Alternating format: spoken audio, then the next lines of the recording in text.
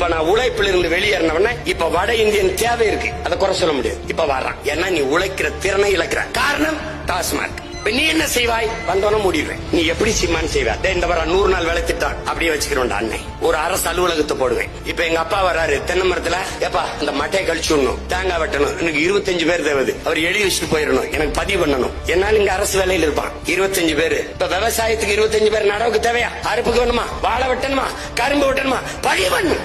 உழைப்பிலிருந்து உட்கார்ந்து சும்மா பல்லாங்குழி ஆடுறதுக்கு இது நாடு இல்லது. இங்க வேலை செய்யணும். இப்ப என்ன பண்ண? நடவுக்கு ஆள் கேட்கிற 50 பெண்ணு 50 ஆண் கொடுங்க.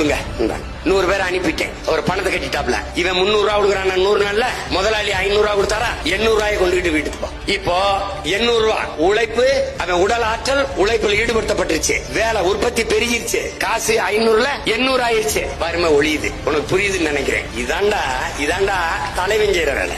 இப்ப புரியுதா? ஒரு பய வட இந்தியன் இந்த வேலைக்கு தேவை என்கிற நிலை இல்லாது முதல்ல நான் ஒழிச்சிடறேன். அவனுக்கு தொழில் பாதுகாப்பு, ஊதிய உறுதி எல்லாம் கொடுத்துறேன். இப்போ வட இந்தியன் தேவை சுத்தமா நின்று